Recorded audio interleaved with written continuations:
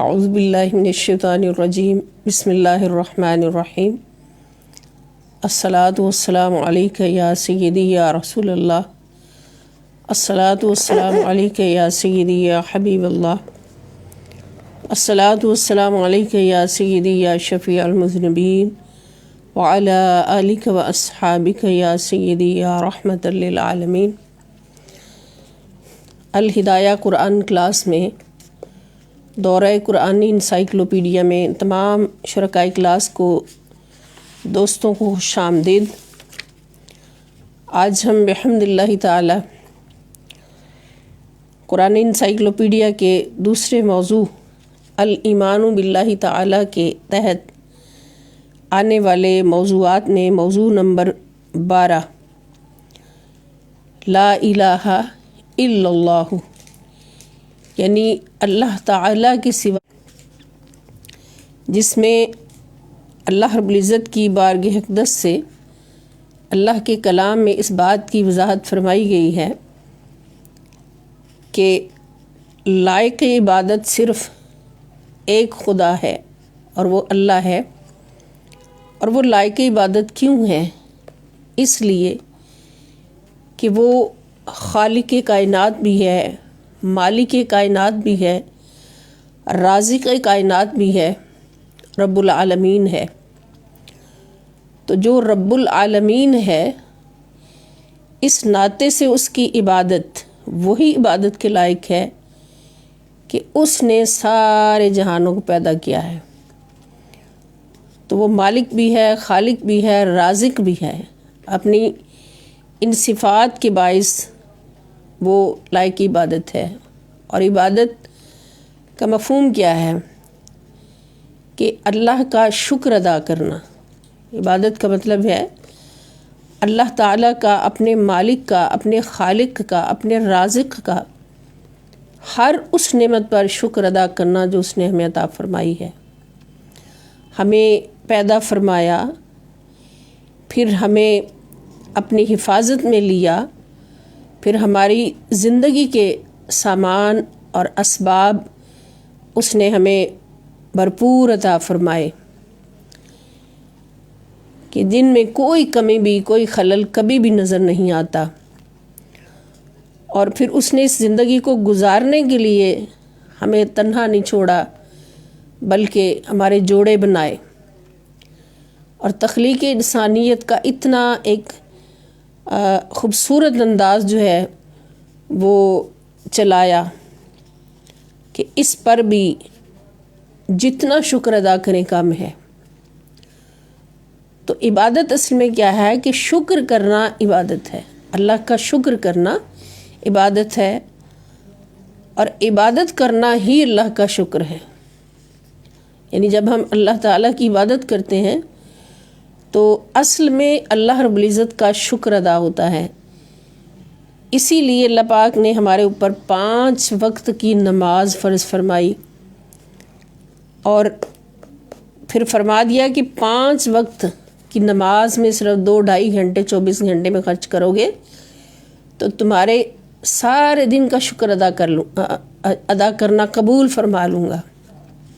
یعنی 5 وقت کی نماز میں ہماری طرف سے اتنا بڑا شکرانہ اللہ رب العزت اپنی بارگاہ اقدس میں قبول فرما لیتے ہیں، کیونکہ ہم نے تو اپنی شان سے حاضری دینی، اور آسانی ہمارے لیے فرما دیں کہ یہ تھوڑا تھوڑا کام کر لو جو میں تمہارے اوپر فرض کر رہا ہوں، چھوٹے چھوٹے فرائض ادا کر لو تو میں تمہاری طرف سے بھرپور شکر جو ہے وہ قبول فرما لوں گا۔ سال میں ایک ماہ کے روزے فرض فرما دیے اور اس کو بھی شکرانے کے طور پہ قبول فرمایا۔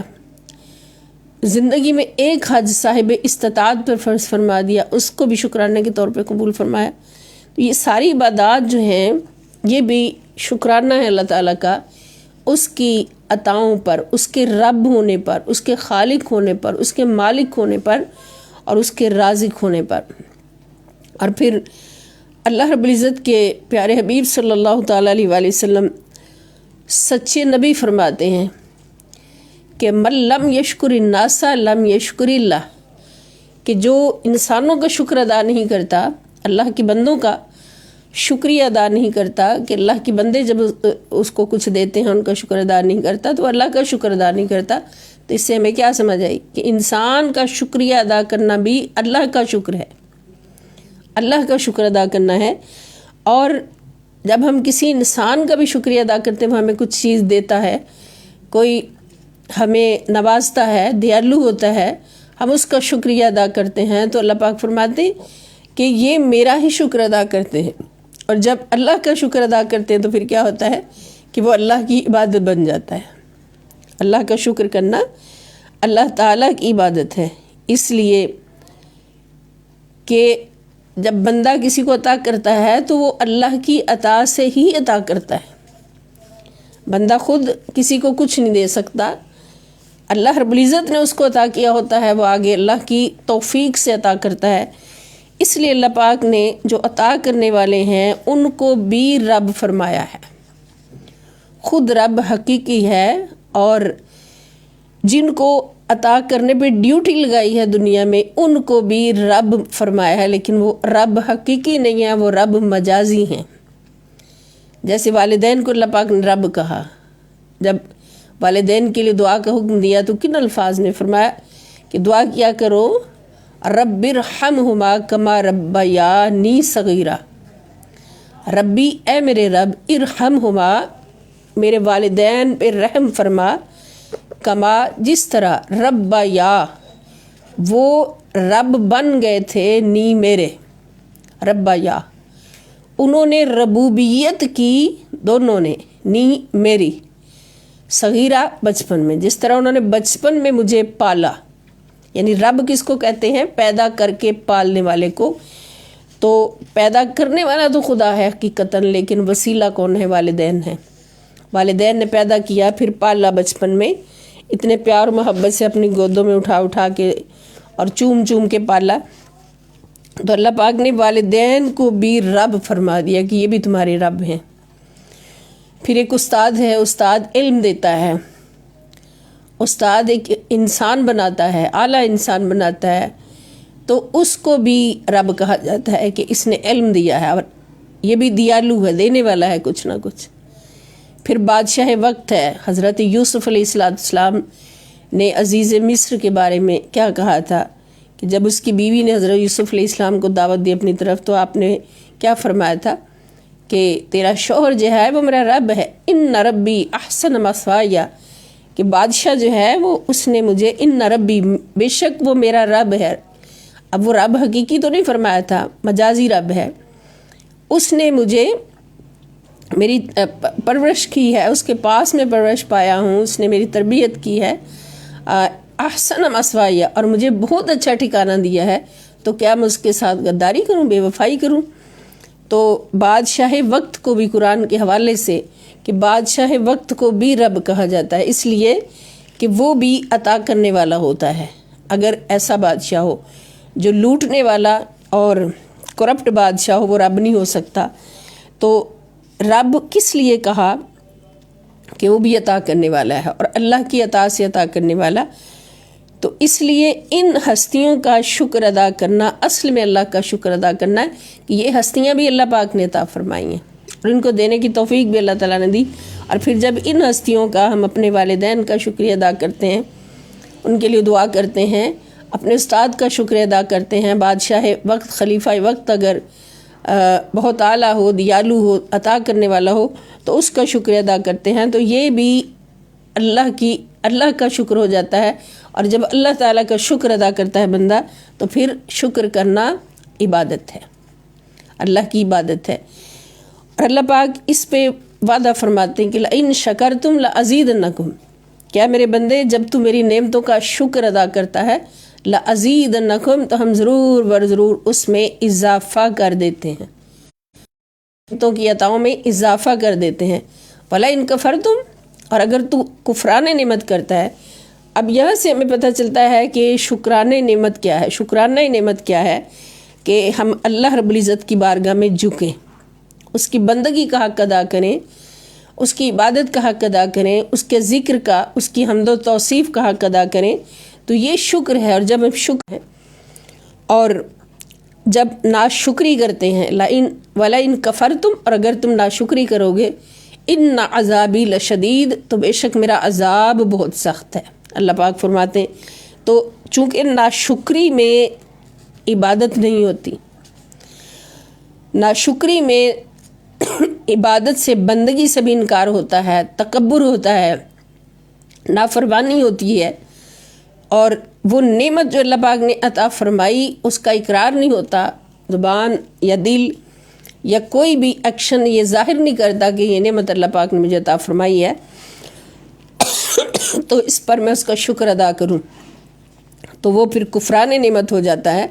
اور پھر کفران نعمت میں یہ بات بھی شامل ہے کہ جس غرض کے لیے، جس مقصد کے لیے اللہ پاک نے نعمتیں عطا فرمائی ہیں، ان کو اس مقصد سے ہٹا دیا جائے، اس سے الٹ مقصد میں استعمال کیا جائے، تو یہ بھی کفران نعمت ہو جاتا ہے۔ اور اللہ پاک فرماتے ہیں کہ کفران نعمت کی سزا کیا ہے کہ میرا عذاب بہت سخت ہے، پھر وہ لوگ عذاب کا شکار ہو جاتے ہیں۔ ایک دن آتا ہے، زیادہ دن تو وہ گزار لیتے ہیں نا، کہ من مانیاں کرتے اور اتراتے ہوئے اور شیخیاں مارتے ہوئے اور اپنے آپ پہ فخر کرتے ہوئے، تکبر کرتے ہوئے، اللہ کی نعمتوں کا انکار کرتے ہوئے، نعوذ باللہ شکر نہیں کرتے بلکہ کفران نعمت کرتے ہوئے زندگی گزار لیتے اور سوچتے کہ ہمارے جیسا تو کامیابی کوئی نہیں، ہمارے جیسا تو حسین ہی کوئی نہیں، ہمارے جیسا تو مالدار ہی کوئی نہیں، اور جس طرح اللہ پاک نے ہمیں یہاں نوازا، اسی طرح جس طرح ہم یہاں پہ سب کچھ ہمارے پاس ہے، اس طرح آخرت میں بھی ایسی ہوگا۔ لیکن چونکہ وہ کفران نعمت کا شکار ہیں، لگاتار اللہ کی عطا کردہ نعمتوں کو اللہ کی مرضی کے خلاف نعوذ باللہ استعمال کر رہے ہیں، تو پھر کیا ہوگا کہ ایک دن اچانک پکڑ آئے گی، ایک دن اچانک عذاب آئے گا۔ عذاب کسی بھی صورت میں آ سکتا ہے، ان نعمتوں کو چھیننے کی صورت میں بھی آ سکتا ہے، ان نعمتوں کو بگاڑنے کی صورت میں بھی آ سکتا ہے۔ تو یہ ہم میں سے ہر بندہ باشعور ہے، وہ سمجھتا ہے کہ اللہ پاک نے مجھے یہ جسم کس لیے دیا، یہ آنکھیں کس لیے دی، یہ زبان کس لیے دی، اور اس جسم کو میں نے کہاں کہاں استعمال کرنا ہے، جو مال اللہ پاک نے مجھے دیا اس کو کہاں کہاں استعمال کرنا ہے، جو بھی اللہ پاک کی عطائیں ہیں ان کو کہاں کہاں استعمال کرنا ہے، اللہ پاک نے سارے شعور عطا فرمائے ہیں۔ تو اگر تو ان کو اللہ کی رضا میں اور اللہ کی بندگی میں خرچ کرتا ہے اور سنبھال کر رکھتا ہے، نعمتوں کی قدر کرتا ہے، تو رب کی قسم وہ اللہ کی عبادت کرتا ہے، اللہ کا شکر ادا کرتا ہے، اور یہی عبادت ہے، یہی بندگی ہے۔ اور اگر ان کے الٹ چلتا ہے، اللہ کی مرضی کے خلاف چلتا ہے، تو پھر کیا ہوتا ہے کہ پھر عذاب اس کا مقدر بن جاتا ہے، اور یہ ہم اپنی آنکھوں سے دیکھتے ہیں۔ اس لیے ہر انسان اور بالخصوص ہر مسلمان، ہر مومن یہ سوچ لے، یہ سمجھ لے، اور اپنے اندر شعور کی ایک طاقت کو جگائے کہ اللہ پاک نے ہمیں جو کچھ بھی عطا فرمایا ہے یہ کس لیے عطا فرمایا اور کہاں خرچ کرنا ہے، اس کو اللہ کی مرضی کے خلاف اور نفس کے حکم پر نہ چلائے بلکہ اللہ رب العزت کے حکم پر چلائے۔ تو اللہ تعالیٰ کا شکر کس لیے واجب ہے، فرض ہے کہ وہ مالک ہے، خالق ہے، رازق ہے۔ اور جو ہم یہ آیات پڑھ رہے ہیں یہ اسی موضوع پر حوالہ جات ہیں اور دلائل ہیں۔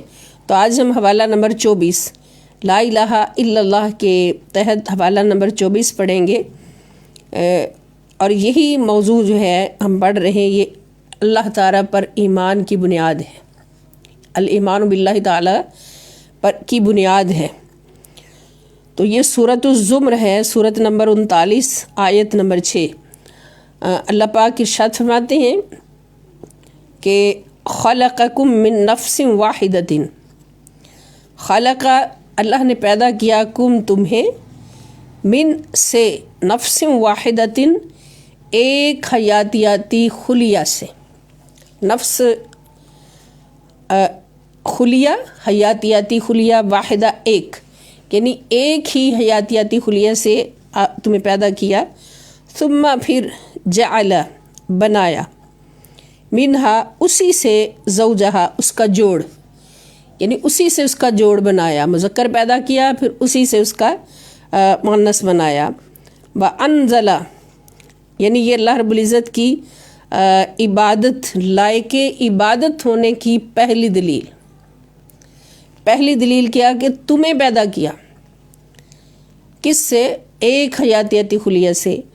और दूसरी दलील क्या उसके लायक इबादत होने की कि उसी ने तुम्हारा जोड़ा बनाया, तुम्हें तन्हा नहीं छोड़ा बल्कि नस्ल इंसानी को चलाने के लिए तुम्हारा जोड़ा बनाया। और वह अनजला, और तीसरी दलील क्या है उसके लायक इबादत होने की कि वह अनजला, और उसने नाजुल किया लकुम तुम्हारे लिए मिनल अनआमी चौपायों में से समानियत अज़वाजिन 8 जानदार, 8 किस्म के, समानियत अज़वाज 8 किस्म के जानदार पैदा किए, चौपाए पैदा किए। ये तीसरी दलील है। और चौथी दलील क्या है कि यखलुकुकुम, वो पैदा करता है तुम्हें, फ़ी बुतूनी उम्महातिकुम, तुम्हारी माँओं के रहमों में, वो तुम्हें पैदा करता है तुम्हारी माँओं के रहमों में। बुतून बतन की जमा है, बतन का मतलब पेट, रहम, उम्महात माएँ, कुम तुम्हारी। और खलकन मिन बाद खलकिन, एक तख्लीकी मरहला से अगले तख्लीकी मरहला में, यानी खलकन एक तख्लीकी मरहला, मिन बादी बाद खलकिन दूसरे तख्लीकी मरहला के, यानी एक तख्लीकी मरहला से दूसरे तख्लीकी मरहला में पैदा करता है। ये अगली दलील हो गई। फ़ी ज़ुमातिन सलास, और फिर उससे अगली दलील क्या है कि 3 हिफाजत के 3 अंधेरों के अंदर तुम्हें रखता है। फ़ी में ज़ुलमातिन, अंधेरे, सलास 3, यानी 3 पर्दों के अंदर तुम्हें वो रखता है, अंधेरों के अंदर रखता है हिफाजत के लिए, महफूज रहे इंसान की तख्लीक जो हो रही है, इसके मराहिल, वहाँ तक कोई भी आलाइश या कोई भी नुकसान पहुँच ना सके बल्कि महफूज रहे। तो ये इतने दलाइल हैं। फिर अल्लाह ताला फरमाते हैं कि ज़ालिकुमुल्लाहु, यही है तुम्हारा अल्लाह, रब्बुकुम, जो रब है तुम्हारा। क्यों लायक इबादत है अल्लाह तुम्हारा? अल्लाह क्यों लायक इबादत है? इसलिए कि रब्बुकुम, तुम्हारा रब है, लहुल मुल्क, और उसी के लिए है सब कुदरत और सल्तनत की बादशाहत, वही सब कुदरत और सल्तनत का मालिक है। ला इलाहा इल्लाहु, नहीं कोई भी लायक इबादत इल्लाहु सिवाय उसके। फ़अन्ना तुसरफून, बस तुम किधर बहकते फिरते हो। तख्लीक के ये मख्फी हक़ाइक़ जान लेने के बावजूद अब बड़े बड़े साइंसदान, बड़े बड़े डॉक्टर्स क्या नहीं जानते कि इंसान कैसे पैदा होता है, इंसान के तख्लीकी मराहिल क्या क्या हैं, और इंसान के अंदर का जहान क्या है, इंसान के अंदर की कायनात क्या है। और फिर भी ऐसे लोग इतना कुछ समझने के बावजूद भी, इतना इल्म और मारिफत अल्लाह रब्बुल इज़्ज़त के तख्लीक के बारे में समझने के बावजूद भी ला इलाहा इल्लल्लाह ना कहें तो उनसे बड़ा बदनसीब और कौन है। तो अल्लाह पाक इसलिए पूछते हैं हैरत से कि तख्लीक के ये मख्फी हक़ाइक़ जान लेने के बाद भी तुम बहके फिरते हो, तुम्हें फिर भी पता नहीं चलता। तो ये दलाइल हैं अल्लाह ताला की इलाही की इबादत होने के। हवाला नंबर 25, गाफिर ज़म्बी वक़ाबिल तौबी शदीदिल इक़ाबी ज़ित्तौली ला इलाहा इल्ला हुवा इलैहिल मसीर। गाफिर ज़म्बी, वो बख्शने वाला है गुनाहों को, ये भी उसकी अता है, लायक की इबादत होने की दलील है। वक़ाबिल तौबी, और तौबा कबूल फरमाने वाला है। शदीदिल इक़ाबी, सख्त सज़ा देने वाला है।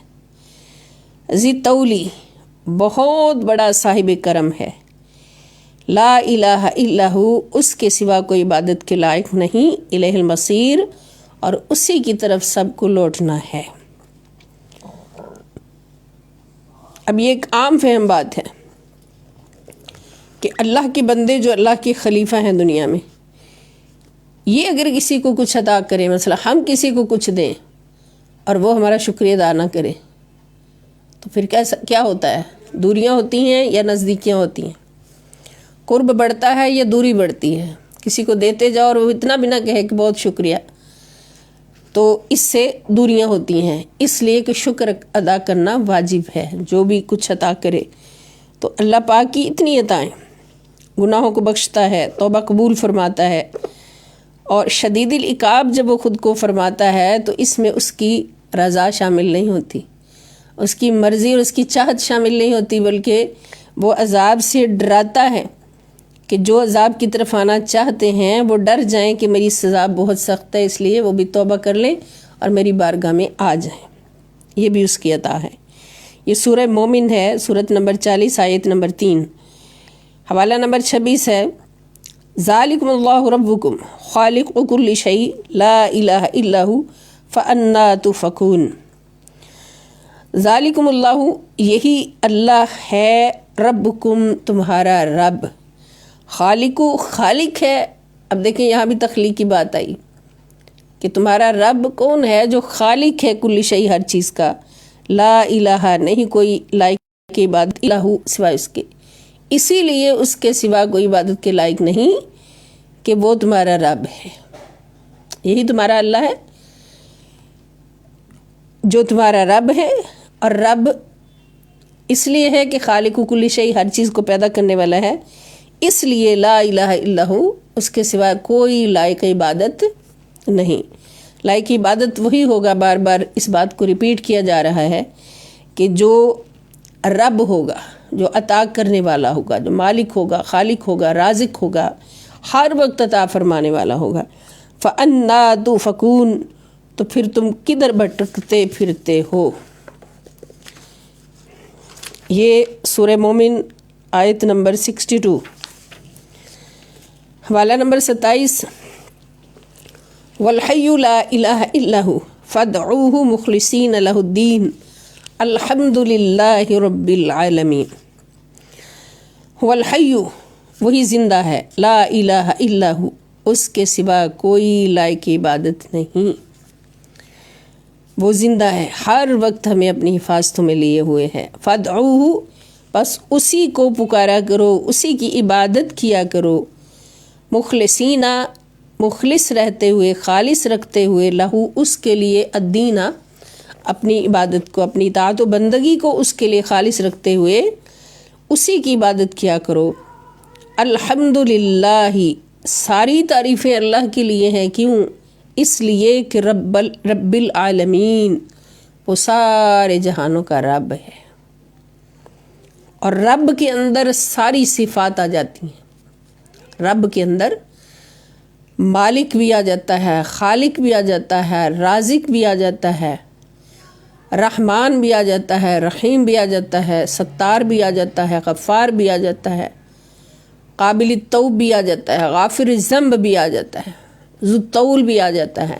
رب کے اندر ساری صفات آ جاتی ہیں، اس لیے وہ لائق عبادت ہے۔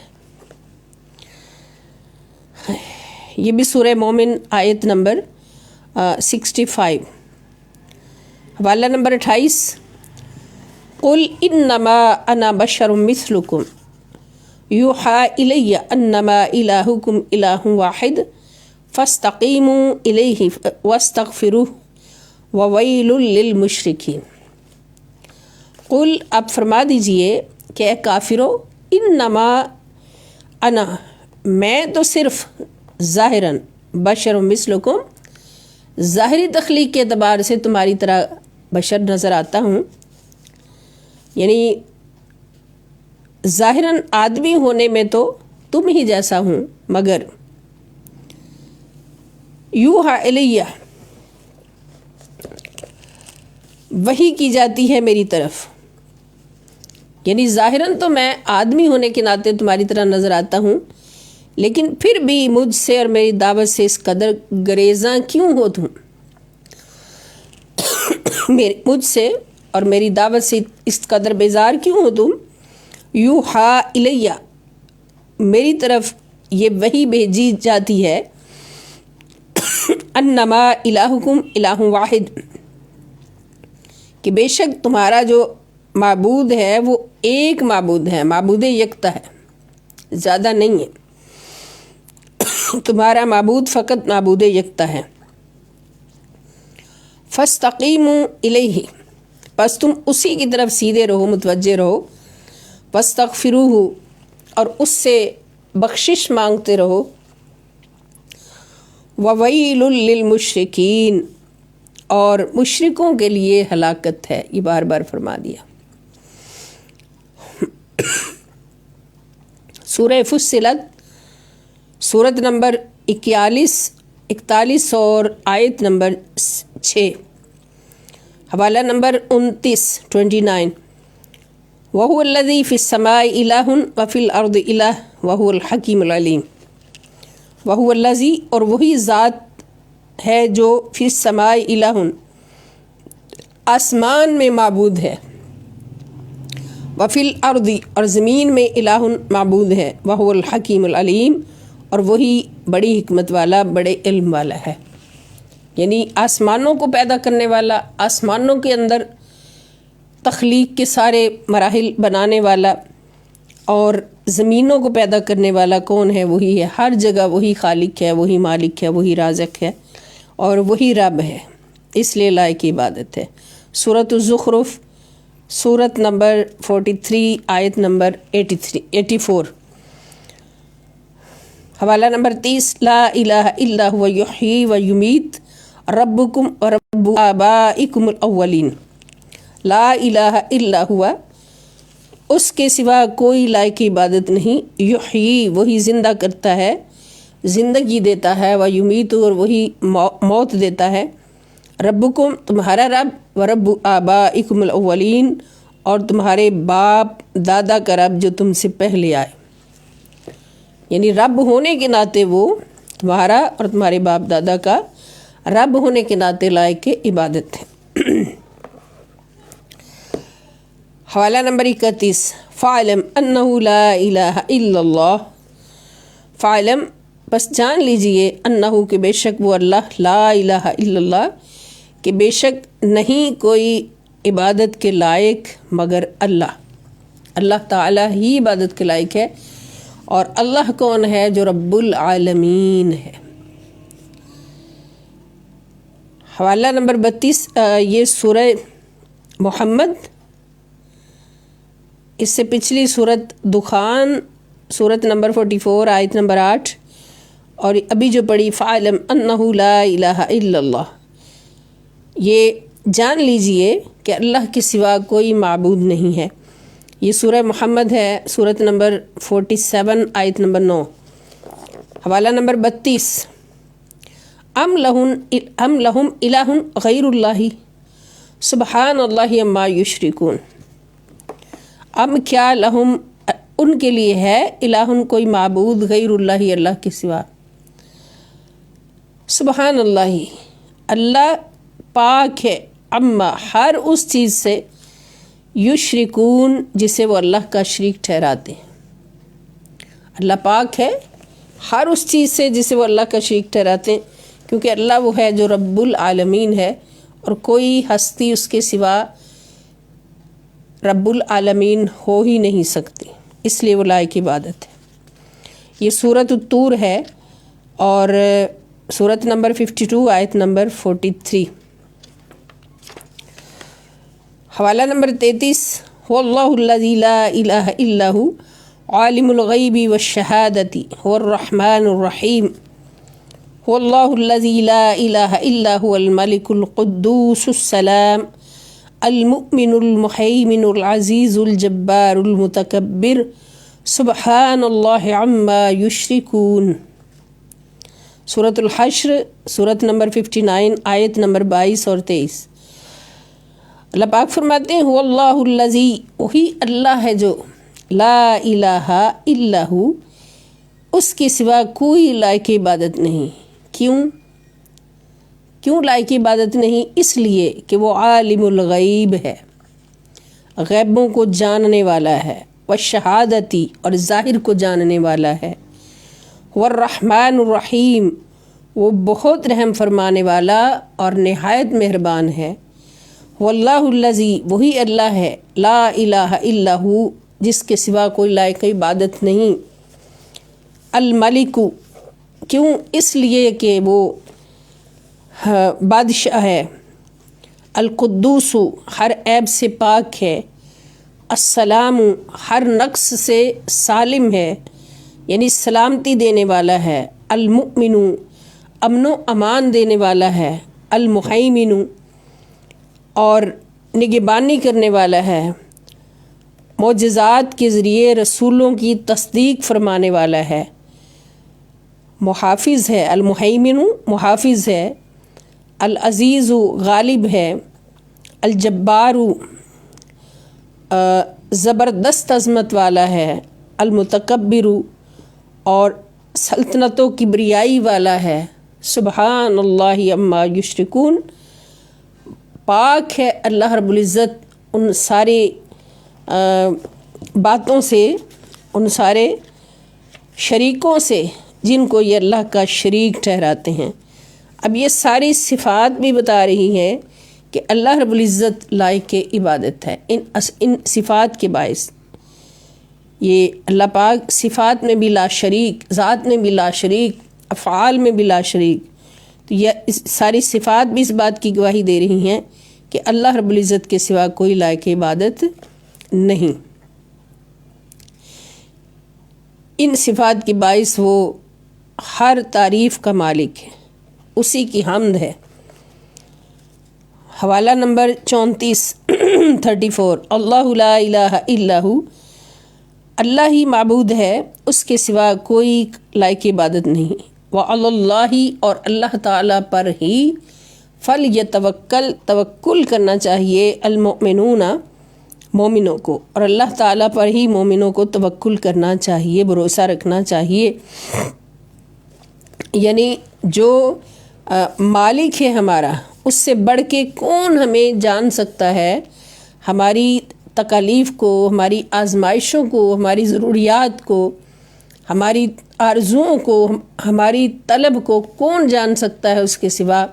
اس لیے اس کا حکم ہے کہ کسی اور پر بھروسہ نہ کرو، دنیا والوں پر بھروسہ نہ کرو، بلکہ مومن جو ہیں ہمیشہ اللہ رب العزت پر بھروسہ کریں کہ اللہ سے بڑھ کے نہ کوئی ان کے احوال کو جان سکتا ہے اور نہ ہی ان کی تکالیف کو اور ان کی مشکلات کو دور کر سکتا ہے۔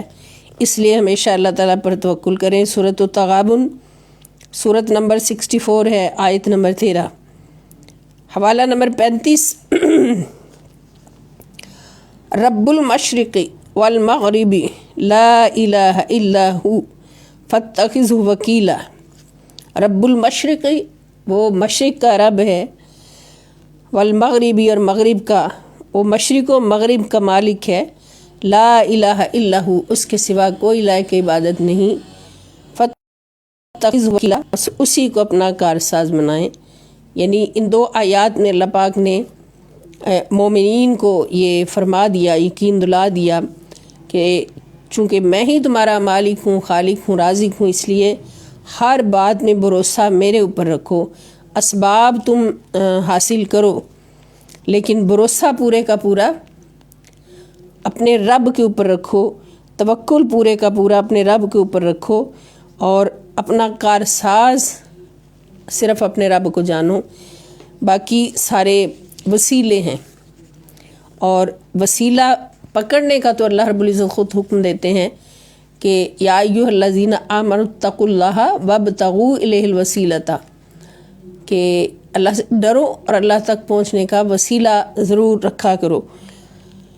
تو وسائل جو ہیں حاصل کرنا اللہ تعالیٰ کا حکم ہے، اور وہ وسائل کسی بھی صورت میں ہو سکتے ہیں، وہ عبادات کی صورت میں ہو سکتے ہیں، وہ اللہ کی راہ میں خرچ کرنے کی صورت میں ہو سکتے ہیں، وہ بندوں کی صورت میں ہو سکتے ہیں، اللہ کے بندوں کی صورت میں ہو سکتے ہیں۔ تو ان وسائل کو تلاش کرنے کا خود اللہ تعالیٰ حکم دیتے ہیں، لیکن معبود خدا کے سوا کوئی نہیں۔ تو اس چیپٹر میں بھی ہماری ماشاءاللہ یہ 35 حوالہ جات ہم نے اسٹڈی کی ہیں، جن سے ہمیں پوری طرح یہ علم حاصل ہوا ہے الحمدللہ الکریم کہ اللہ تعالیٰ لائق عبادت اس لیے ہے کہ وہ عطا فرمانے والا ہے۔ تو جو عطا کرنے والا ہو اس کی تعریف بھی فرض ہو جاتی ہے، اس کا ذکر بھی فرض ہو جاتا ہے، اس کا شکر ادا کرنا بھی فرض ہو جاتا ہے۔ لیکن عبادت کے لائق صرف اللہ ہے، کیونکہ جو کچھ بھی کوئی اللہ کا بندہ بھی عطا کرتا ہے تو بھی اللہ کی اطاعت سے عطا کرتا ہے، تو اس کا شکر ادا کرنا بھی اللہ کا شکر بن جاتا ہے، اور یہ اللہ کا شکر ادا کرنا جو ہے یہ اللہ کی عبادت ہے۔ تو اب یہاں پر اس بات کی وضاحت بھی ضرور عرض کروں گی کہ اللہ پاک نے جب فرمایا کہ الحمد للہ رب العالمین، کہ ہر تعریف ہر ذکر اللہ کے لیے ہے، اس لیے کہ وہ سارے جہانوں کا رب ہے۔ تو حمد فرض ہو جاتی ہے جب کوئی رب بن جائے، رب بنا تو اس کی حمد فرض ہو گئی۔ تو جس کو اس نے اپنے خلیفہ ہونے کے ناطے رب بنا دیا اپنے بندوں کا، تو ان کی حمد بھی پھر فرض ہو جاتی ہے۔ حمد کا مطلب ان کا محبت سے ذکر کرنا اور شکر ادا کرنا، ان کو شکر ادا کرنا۔ تو اگر ہم اس کائنات میں دیکھیں کہ اللہ پاک نے اپنی ذات والا صفات کے بعد سب سے بڑا رب کس کو بنایا ہے اور سب سے زیادہ عطا کرنے والا کس کو بنایا ہے، تو وہ ہمیں ایک ہی ہستی نظر آتی ہیں، اور وہ ہیں آمنہ کے لال حضرت سیدنا محمد رسول اللہ صلی اللہ تعالیٰ علیہ وآلہ وسلم خاتم النبیین۔ اور اس کے پیچھے دلائل کون سے ہیں کہ اللہ تعالیٰ نے خود حضور علیہ السلام کا اس میں گرامی خود رکھا۔ حضور کے جو 2 ذاتی نام ہیں وہ اللہ تعالیٰ نے خود رکھے ہیں، اور صفات جب اللہ پاک حضور کو عطا فرماتے گئے تو حضور علیہ السلام کو صفاتی نام بھی دیتے گئے، صفاتی نام بھی اللہ پاک نے رکھے، اور جو حضور کے 2 ذاتی نام ہیں وہ اللہ پاک کی بارگاہ سے آئے کہ، اور قرآن میں بھی ان کا ذکر ہے کہ ایک ہے محمد صلی اللہ علیہ وسلم اور دوسرا ہے احمد صلی اللہ علیہ وآلہ وسلم۔ تو احمد اور محمد، ان کا اگر ہم روٹ حروف لیں، ان کی روٹ لیں دونوں کی، تو حمد ہے، حا میم دال حمد، اور حمد کا مطلب کیا ہے؟ تعریف۔ یعنی اللہ پاک جو فرماتے ہیں الحمد للہ رب العالمین، کہ حمد ساری کی ساری اللہ کے لیے ہے جو سارے جہانوں کا رب ہے۔ تو اسی حمد سے اپنے پیارے حبیب صلی اللہ تعالیٰ علیہ وسلم خاتم النبیین اشرف الانبیاء صلی اللہ تعالیٰ علیہ وآلہ وسلم کا نام اس میں گرامی جو ہے احمد رکھا اور محمد رکھا۔ اب احمد کا مطلب کیا ہے؟ احمد بھی حمد سے بنا ہے، اور یہ مبالغہ کا صیغہ ہے۔ احمد، حضور نے فرمایا کہ میرے ان دونوں ناموں کے اوپر کوئی نام نہ رکھے، یعنی ڈائریکٹ احمد اور محمد کسی کا نام نہ رکھیں، اس لیے کہ یہ میرے ذاتی نام ہیں، ان کے ساتھ ملا کر برکت کے لیے ان کو ساتھ ملائیں اور نام کوئی اور رکھیں۔ کیونکہ احمد کا مطلب ہے کہ ساری کائنات سے، سارے جہانوں سے اور ہر چیز سے بڑھ کر اللہ کی حمد کرنے والے، ازل سے لے کے ابد تک اللہ کی حمد کرنے والے، اللہ تعالیٰ کی حمد کرنے والے، تو وہ ہیں احمد۔ اور آسمانوں پہ حضور علیہ السلام کا نام کیا تھا؟ احمد، اور زمینوں پہ محمد۔ حضرت عیسیٰ علیہ السلام نے بھی یہ اپنی امت کو بشارت دی تھی کہ میرے بعد نبی آئے گا، من بعدی اسمہ احمد، اس کا نام احمد ہوگا۔